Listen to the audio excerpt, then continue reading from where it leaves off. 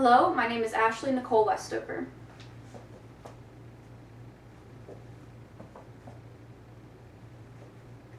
Performing is my passion. It's fun, it's invigorating, and it's the only thing I know I'll enjoy doing for the rest of my life.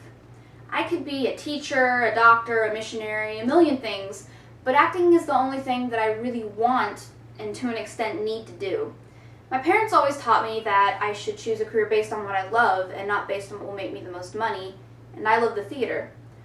I've been acting in the theater since I was 10 and on film since I was 12. In theater-wise, I've done everything from ensemble to lead roles.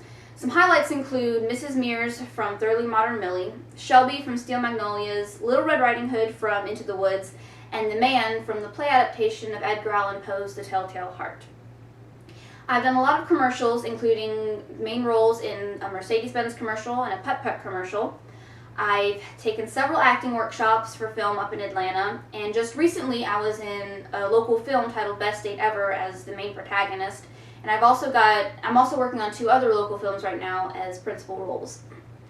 I would like to go to the academy because I would love to have the best education possible to me, just so I can really reach my full potential as an actress. I know that sounds cliche, but I just really want to do my best in what I love, and I want to keep doing what I love for the rest of my life.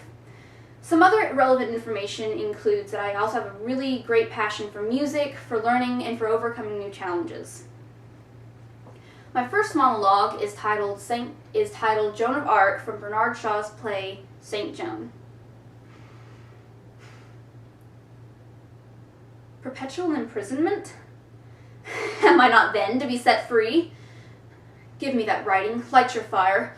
Do you think I dread it as much as the life of a rat in a hole? My voices were right. They told me you were fools, and that I was not to listen to your fine words nor trust to your charity. You promised me my life. But you lied. You think the life is nothing but not being stone dead. It is not the bread and water I fear. I can live on bread. When have I asked for more? It is not hardship to drink water if the water be clean. Bread holds no sorrow for me, and water no affliction. But to shut me from the light of the sky, from the sight of the fields and flowers, to chain my feet so that I can never again ride with the soldiers, nor climb the hills, to make me breathe foul, damp darkness, and keep from me everything that brings me back to the love of God when your wickedness and foolishness tempt me to hate Him. I could do without my warhorse. I could drag about in a skirt. I could let the banners and the trumpets and the knights and soldiers pass me and leave me behind as they leave the other women. If only I could still hear the wind in the trees, the larks in the sunshine, the young lambs crying through the healthy frost, and the blessed church bells that send my angel voices floating to me on the wind. But without these things I cannot live, and by your wanting to take them from me, or from any human creature, I know that your counsel is of the devil, and that mine is of God. His ways are not your ways. He wills that I go through the fire to his bosom, for I am his child, and you are not fit that I should live among you. This is my last word to you. My second monologue is Trudy's monologue from Search for Signs of Intelligent Life in the Universe.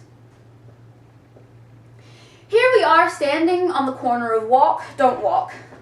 You look away from me, trying not to catch my eye, but you weren't fast enough, were you? Oh, I know what you're thinking. You're thinking I'm crazy.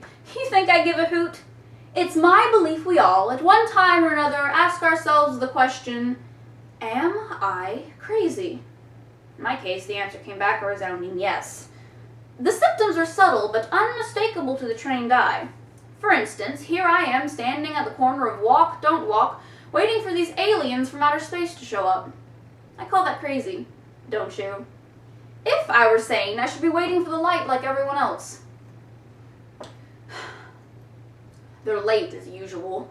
You'd think for all they know about time travel, they could be on time once in a while. I could kick myself. I told them I'd meet them on the corner of Walk, Don't Walk around lunchtime.